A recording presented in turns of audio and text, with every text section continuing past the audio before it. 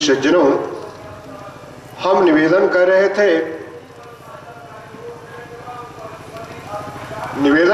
थे कि आज अपनी पत्नी की डांट सुनकर के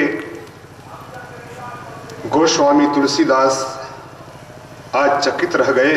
अरे, जिस पत्नी के लिए मैंने अपने जीवन को दांव पे लगा दिया और वो हमें कामी कह रही है, लंपट कह रही है, धिक्कार है मेरे जीवन को। ये सच ही तो कहती है, यदि इसका आधा भी प्रेम हम प्रभु रामचंद्र के चरणों में लगाए होते तो मेरा उद्धार हो गया होता। कैसे शिक्षा देती है रत्ना अपने पति गोस्वामी तुलसीदास को एक भजन के माध्यम से सुनिए।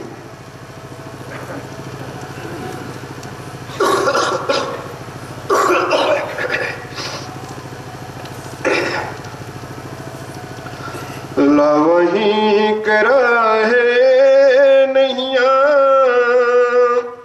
अरे लैली तिराम से,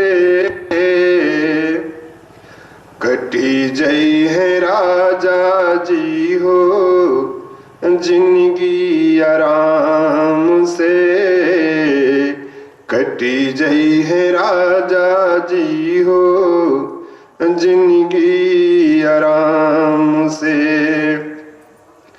भादो के भयावह रात रतिया अनहरिया, खिड़की पे बैठल रहे सांप अजगरिया। भादो के भयावह रात रतिया अनहरिया, खिड़की पे बैठल रहे सांप अजगरिया। दहिया कमांध रहे, अरे दहिया कमांध रहे, जरत रहे काम से, कटी जई है राजा जी हो जिंदगी आराम से, कटी जई है राजा जी हो जिंदगी आराम से। हाड़ मांस के देहिया में नैया लगवाला, हर चरणन में कबो मन ना रमाला। हाड़ मांस के देहिया में नैया लगवाला, हर चरणन में कबो मन ना रमाला। अर धिक धिक धिक तोहरा, अर धिक धिक धिक तोहरा नाम यार काम से, कटी जई है राजा जी हो जिंदगी आराम से, कटी जई है राजा जी हो जिंदगी आराम से। अपनी पत्नी कितनी बात सुन करके गोस्वामी तुलसीदास का होश उड़ गया। अब उन्हें अपनी गलती का एहसास हो गया। मिलल गुरु ज्ञान तुलसी धैले रहतिया, नारी के बात सुन के फिरल उनकर मतिया। मिलल गुरु ज्ञान तुलसी धैले रहतिया, नारी के बात सुन के फिरल उनकर मतिया। जाई के लगवले ध्यान, अरे जाई के लगवले ध्यान, हरि ओम श्री राम से कटी जई है राजा जी हो जिंदगी आराम से, कटी जई है राजा जी हो जिंदगी आराम से। लावहीं करा है नैया, अरे लावहीं करा है नैया, लैली तिराम से, कटी जई है राजा जी हो जिंदगी आराम से, कटी जई है राजा जी हो जिंदगी आराम से। प्रेमी सज्जनों, यह सिर्फ रत्ना की बात नहीं है, यह बात हम सबों के जीवन पर भी, हम सबों के जीवन पर भी लागू होती है। हम सब जितने हैं स्त्री प्रसंग में, काम में, क्रोध में, लोभ में, मोह में, मद में, संसार में इतने उलझे हुए हैं कि कभी हमारा ध्यान ही नहीं जाता, भगवान की तरफ हमारा कभी ध्यान ही नहीं जाता। प्रेमी सज्जनों, आज रत्ना ने गोस्वामी तुलसीदास की ऐसी क्लास लगाई है, ऐसी क्लास लगाई है कि उनके आंखों के ऊपर जो अज्ञान का पर्दा पड़ा हुआ था वो पर्दा खुल गया और वो गोस्वामी तुलसीदास, कामी गोस्वामी तुलसीदास के मन में उसी वक्त वैराग जगा है और एक पल भी वहां ठहरे नहीं है। उसी वक्त बिना बोले हुए अपनी पत्नी को छोड़ करके चल दिए हैं। प्रेमी सज्जनों, वहां से सीधे प्रयागराज गए हैं और वहां जाकर के संतों की टोली में जाकर के भजन कीर्तन करने लगे। भजन कीर्तन करते करते अब उन्हें संसार में कोई अशक्ति नहीं रह गई थी। भजन कीर्तन करते करते उनका अंतःकरण पवित्र होने लगा, उनका मन जो मलिन था बिल्कुल पवित्र हो गया। अब उन्हें दिव्य ज्ञान की प्राप्ति हुई और वे बनारस में आ गए और बनारस के 80 घाट पर भगवान रामचंद्र की कृपा से रामचरितमानस की रचना शुरू किए।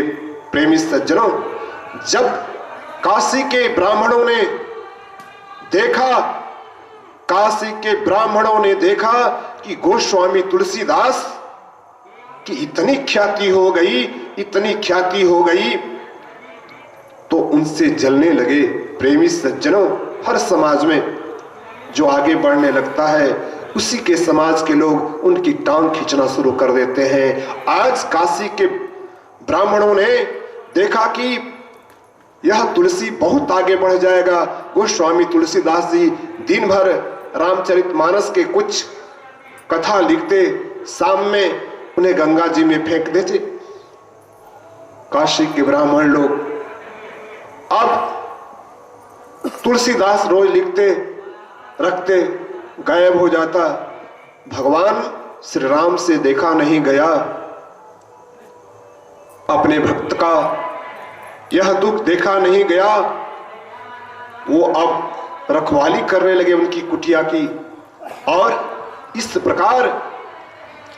प्रकार क्या होता है, इस प्रकार राम जी रखवाली करने लगे और गोस्वामी तुलसीदास ने उनकी कृपा से रामचरितमानस की रचना की। प्रेमी सज्जनों, गोस्वामी तुलसीदास रामचरितमानस के माध्यम से ऐसा एक अनुपम और दिव्य उपहार हम सबों के लिए दिया है कि कोई भी सत्य सनातन धर्म का जो अवलंबी होगा उसके घर में आज रामचरितमानस है ही। ऐसे दिव्य पुरुष थे गोस्वामी तुलसीदास जी महाराज। अभी उनके जीवन की बहुत सारी घटनाएं हैं, कथा के मूल प्रसंग पर भी आना है। बहुत सारी घटनाएं हैं, एक से बढ़ करके एक, लेकिन उनके चरित्र को यहीं पर विराम देते हैं और कथा के मूल प्रसंग पे आते हैं। तो प्रेमी सज्जनों, कल हम निवेदन कर रहे थे कि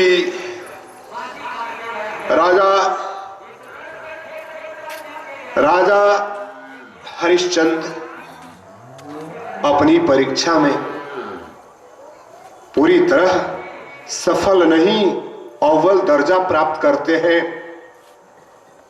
सभी देवी देवता वहां उपस्थित होते हैं और उपस्थित होकर के पुष्प की वर्षा करते हैं। उनका खोया हुआ राज्य मिलता है, मरा हुआ बेटा जिंदा हो जाता है।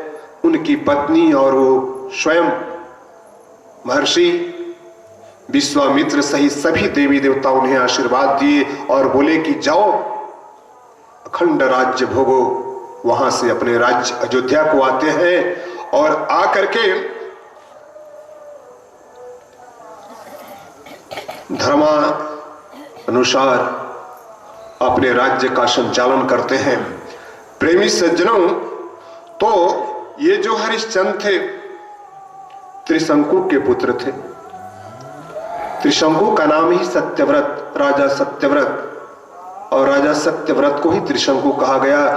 तो त्रिशंकु के पुत्र हुए हरिश्चंद्र, हरिश्चंद्र के पुत्र हुए रोहित, रोहित के पुत्र हुए हरित, हरित के पुत्र हुए चंप, जिन्होंने चंपापुरी बसाई। प्रेमी सज्जनों, ये राजा चंप बहुत प्रतापी हुए जिन्होंने चंपापुरी बनाई। और चंप के पुत्र हुए सुदेव, सुदेव के पुत्र हुए विजय, और विजय के पुत्र हुए भरूक, भरूक के पुत्र हुए भृग, भृग के पुत्र हुए बाहुक। प्रेमी सज्जनों, ये बाहुक, यहां से राजा सगर का चरित्र आता है भागवत जी में। और राजा बाहुक के ही पुत्र हुए राजा सगर। ये जो राजा बाहुक हुए ना, थोड़ा कमजोर राजा साबित हुए। इनके शत्रुओं ने इनसे राज छीन लिया। ये जंगल में चले गए, बुढ़ापे के कारण, राज छीन जाने के कारण दुर्बल हो गए। प्रभु की प्रेरणा हुई, ये स्वलों को सिधार गए। लेकिन इनकी जो पत्नी थी गर्भवती थी। इनको अनेकों पत्नियां थी। इनकी पत्नी गर्भवती थी। अब वो चाहती थी कि अपने पति बाहुक के साथ सती हो जाए। लेकिन उसी वक्त औरव, उस ऋषि का नाम औरव, औरव ऋषि आए और बोले गर्भवती स्त्री पति के साथ सती नहीं होती, इसलिए तुम सती नहीं हो सकती, तुम अपने पुत्र को जन्म दो। अब बाहुक, राजा बाहुक की बहुत सारी पत्नियां थी। उन औरतों ने जब सुना कि हमारी सौत गर्भवती है, उन्होंने क्या कि सब रानियों ने मिलकर के सगर की माता को क्या दिया, विष दे दिया। गर, प्रेमी सज्जनों, नाम में ही इसका अर्थ छुपा हुआ है। गर का अर्थ होता है विष। उनकी सौतों ने उन्हें विष दे दिया, ताकि जैसे हम निसंतान है, ये भी निसंतान ही रह जाए। सौतों का डाह तो बड़ी विचित्र होता है। अब प्रभु की ऐसी प्रेरणा हुई, गर्भ पर उस जहर का, उस विष का कोई असर नहीं हुआ।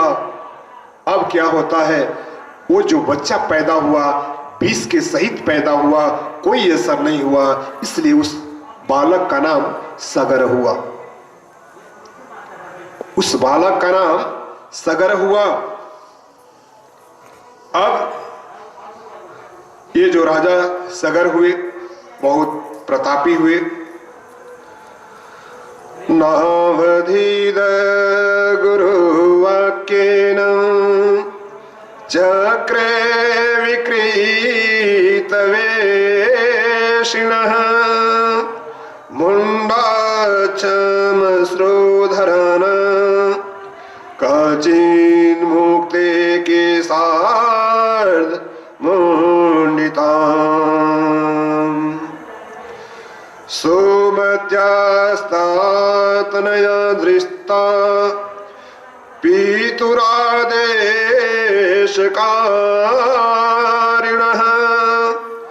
हयम् अन्वेषमाणास्ते समन्तान खननामहीम्। ये जो राजा सगर हुए बड़े प्रतापी हुए, और ये राजा सगर बड़े धर्मात्मा हुए, ये चक्रवर्ती सम्राट हुए। प्रेमी सज्जनों, इन्हें पहली पत्नी से 60,000 संतान उत्पन्न हुए। इनकी पहली पत्नी का नाम सुमति बताया गया, जिससे 60,000 राजकुमार पैदा हुए। और इनकी दूसरी पत्नी का नाम केसनी, और केसनी से असमंजस हुए, और असमंजस से राजा अंशुमान हुए। प्रेमी सज्जनों, ये राजा सगर बहुत धर्मात्मा 100 यशोमेध यज्ञ करने की दीक्षा लिए। जब इनकी यज्ञ, हरेक यज्ञ बहुत सफल होती गई, तब इंद्र को इनसे जलन होने लगी। इनका यश सुन करके, इनका प्रताप सुन करके इंद्र को जलन होने लगी। इनके यज्ञ का जो घोड़ा, अश्वमेध यज्ञ का जो घोड़ा होता है, इंद्र छल से उसका हरण कर लेते हैं, और हरण करके भगवान कपिल मुनि के आश्रम में ले जाकर के उनको बांध दिए। भगवान कपिल मुनि तो भगवान की समाधि में लीन है, उन्हें पता ही नहीं है कि मेरे आश्रम पर कहां घोड़ा है क्या नहीं। इधर सगर के 60,000 पुत्र सारी पृथ्वी को छान मारे, लेकिन वो यज्ञ पशु जो था कहीं मिला नहीं। अब राजा सगर के 60,000 पुत्र जो थे, बड़े घमंडी थे, बड़े स्वाभिमानी, बड़े अभिमानी थे। उन्होंने पृथ्वी को खोदना शुरू कर दिया। प्रेमी सज्जनों, ऐसा लिखा है भागवत में कि पूरी धरती खोद डाले सगर के 60,000 पुत्रों ने, और उन्हीं की खोदी हुई धरती से आज जितने समुद्र है उन्हीं का खोदा हुआ। राजा सगर के 60,000 पुत्रों द्वारा खोदा हुआ धरती ही आज समुद्र है। और खोदते खोदे जब राजा के 60,000 पुत्र कपिल मुनि के आश्रम में आए हैं, तो यहां पर जब अपने पिता का यज्ञ पशु घोड़ा को देखते हैं, बड़े दुर्वचन से तिरस्कार किए हैं भगवान कपिल का। भगवान कपिल तो समाधि में लीन, आंखें बंद किए भगवान का ध्यान लगाए थे, योग में बैठे हुए थे। राजा सगर के 60,000 पुत्रों ने कहा, देखो तो यह ढोंगी कैसे आंखें बंद करके, लगता है कितना बड़ा तपस्वी है। यह चोर है, इसने हमारे घोड़ा को चुराया है, यह पाप कर्म किया है, इसको मृत्यु दंड मिलना ही चाहिए। मार डालो इस पापी को। बहुत दुर्वचन भगवान कपिल को राजा सगर के 60,000 पुत्रों ने कहा। और जैसे ही भगवान कपिल ने नजर खोली, 60,000 राजकुमार, राजा सगर के 60,000 पुत्र उसी वक्त जल करके भस्म हो गए। प्रेमी सज्जनों, ऐसा नहीं कह सकते कपिल मुनि भगवान कंसावतार थे। वो तो बहुत धर्मात्मा थे, भगवान के अंशावतार थे, फिर उन्होंने ऐसा क्यों किया? प्रेमी सज्जनों, ऐसा भागवत जी में लिखा है, उन्होंने क्रोध करके नहीं जलाया, बल्कि राजा सगर के पुत्रों के पाप से उनके शरीर में स्वयं अग्नि उत्पन्न हो गई और वे जल करके भस्म हो गए। अब राजा सगर की जो दूसरी पत्नी केसनी थी, उनसे असमंजस का जन्म हुआ, असमंजस से अंशुमान का जन्म हुआ, और अंशुमान बड़ा धर्मात्मा। अब राजा सागर ने देखा कि उनके 60,000 पुत्र जल करके भस्म हो गए। बड़ी उन्हें पीड़ा हुई। वे संन्यास ग्रहण करके वन को गए और वहां जा करके भगवान की तपस्या करने लगे। तपस्या करने लगे किसी भी तरह गंगा आ जाए और गंगा से हमारे पुत्रों का तरन तारण हो जाए। अंत में उन्हें मोक्ष की प्राप्ति हुई। अब इधर जो उनका पुत्र असमंजस था पूर्व जन्म में, वो भी माया के चक्कर में पड़ चुका था। प्रेमी सज्जनों, जैसे जड़ भरत जी महाराज एक मृग के चक्कर में पड़ करके मृग योनि को प्राप्त हो गए थे, आज वही कहानी, सेम टू सेम वही कहानी सगर के पुत्र असमंजस के साथ। बहुत बड़े ज्ञानी थे, लेकिन ये भी अपने आप को पागलों से रखते थे। गूंगा बहरा जैसा, किसी से कोई मतलब ही नहीं। वे जानते थे कि मैं यदि राजकाज में फंस गया तो मेरा तरन तारण नहीं होगा। इसलिए उन्होंने बहुत जल्दी अपने पुत्र अंशुमान को अपना राज्य देकर के वे भी जंगल में चले गए, तपस्या करने लगे और भगवान को प्यारे हो गए। इधर जो अंशुमान राजा बने, असमंजस के पुत्र अंशुमान बहुत धर्मात्मा हुए। भगवान का भजन कीर्तन हवन सत्संग यज्ञ करते थे। अब वे ढूंढते ढूंढते सगर के यज्ञ पशु को ढूंढते ढूंढते कपिल मुनि महाराज के आश्रम में आए। कपिल मुनि महाराज को देखते ही बड़ी सुंदर स्तुति गाई है। हे भगवान, आप तो साक्षात भगवान के अंशावतार हैं। हम आपकी किन शब्दों में स्तुति करें। आप दया के सागर हो, कृपा सिंधु हो। हम आपको बार बार प्रणाम करते हैं। हम आपके भक्त हैं, हम पे दया दृष्टि कीजिए। अति प्रसन्न हुए कपिल देव जी महाराज और उन्होंने कहा, अंशुमान, यह तुम्हारे दादा के यज्ञ पशु का घोड़ा है। इसे तुम ले जाओ और ले जाकर के यज्ञ पूरा करो। उधर यज्ञ पूरा हुआ और इधर कपिल मुनि ने उन्हें उपदेश किया, पुत्र ऐसा करो, ये जितने तुम्हारे चाचा लोग हैं 60,000, जब तक धरती पर गंगा मैया नहीं आएगी तब तक इनका उद्धार नहीं होगा। इसलिए जा करके गंगा मैया की तपस्या करो। गंगा मैया जब प्रसन्न होंगी, गंगा मैया जब प्रसन्न होंगी तब तुम्हारे चाचा लोगों का उद्धार होगा। प्रेमी सज्जनों, वही होता है। अंशुमान जी महाराज आकर के गंगा मैया की तपस्या किए। पूरी जिंदगी बीत गई, सफल नहीं हो पाए। अंशुमान जी महाराज के पुत्र, अंशुमान के पुत्र हुए दिलीप ने भी घोर तपस्या की, लेकिन वे भी धरती मैया को, गंगा मैया को धरती पर नहीं ला सके। उसके बाद दिलीप के पुत्र हुए भगीरथ, इन्होंने गंगा मैया की घोर तपस्या की। गंगा मैया प्रसन्न हुई, गंगा मैया प्रकट हुई और बोली, वरदान मांगो। भागीरथ बेटा वरदान मांगो, मैं तुमसे अति प्रसन्न हूं। प्रेमी सज्जनों, भागीरथ ने गंगा मैया से वरदान मांगा। कहा, साधवो न्यासीनः शान्ता ब्रह्मिष्ठा लोकपावना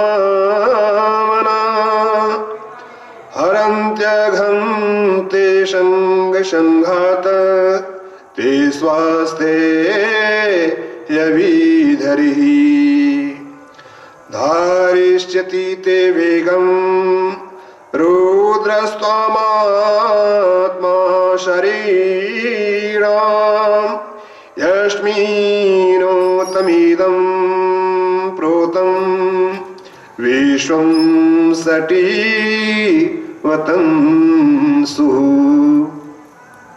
गंगा मैया आज प्रसन्न हुई है। गंगा मैया ने भागीरथ से कहा पुत्र वरदान मांगो। भागीरथ ने कहा हे गंगा मैया, यदि आप हमसे प्रसन्न हैं तो हमारे पूर्वज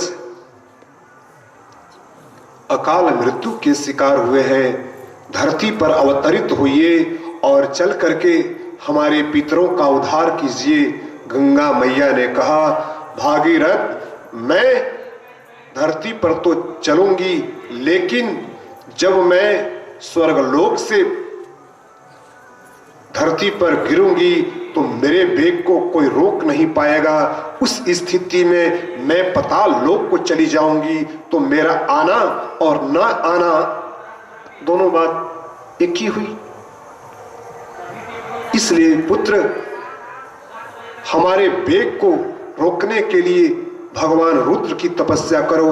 भगवान रुद्र जब प्रसन्न होंगे, जब वे हमें अपने माथे पर धारण करेंगे, तब मैं आसानी से धरती लोक में चल करके तुम्हारे पितरों का उद्धार करूंगी।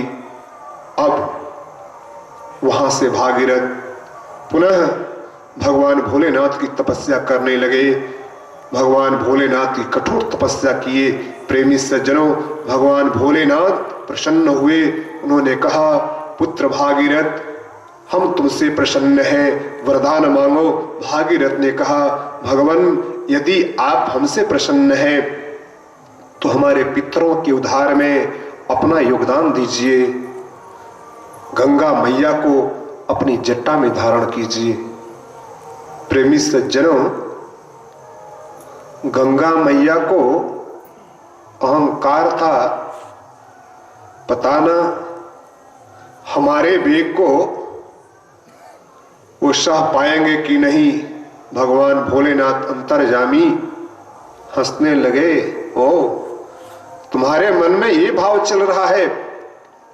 प्रेमी सज्जनों, गंगा मैया स्वर्ग से उतरती है और भगवान भोलेनाथ ने ऐसी लीला रचाई, उन्हें अपनी जटाओं में ही उलझाए रखा। अब भागीरथ जी महाराज बड़े परेशान, अरे ये क्या हुआ? कितना मेहनत से हम तो स्वर्ग लोक से गंगा मैया को यहां लाए और बीच रास्ते में ही अटक गई। अब पुनः भागीरथ जी महाराज भगवान भोलेनाथ से निवेदन करते हैं, प्रभु आपका नाम तो आशुतोष है, आप दया के सागर हैं, आप प्रभु लीला करना छोड़ दीजिए, हमारे पितरों पर तरस खाइए। गंगा मैया को धरती पर अवतरित होने दीजिए। गंगा मैया का भी अहंकार दूर हो गया। अब राजा भागीरथ दिव्य रथ पर सवार होकर के आगे आगे चल रहे हैं और पीछे से गंगा मैया गंगोत्री से निकली है। प्रेमी सज्जनों, भगवान भोलेनाथ की जटा से गंगा मैया गंगोत्री में ही प्रकट हुई है और वहां से हरिद्वार होते हुए गंगा सागर चली है। तो अपने दिव्य रथ पे सवार होकर के राजा भागीरथी आगे आगे चल रहे हैं, पीछे पीछे गंगा मैया बड़े वेग से चल रही है। अंत में वे गंगा सागर पहुंचते हैं। प्रेमी सज्जनों, गंगा सागर के बारे में लोग ऐसा कहते हैं, हर तीर्थ बार बार, गंगा सागर एक बार।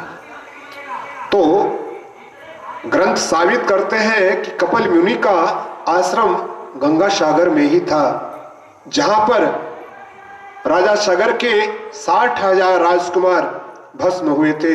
वहां तो उनके शरीर का कोई अवशेष था नहीं, किंतु जगत तारणी परम पावनी गंगा मैया का स्पर्श पाते ही राजा भगीरथ राजा सगर के 60,000 पुत्र मोक्ष को प्राप्त हो गए।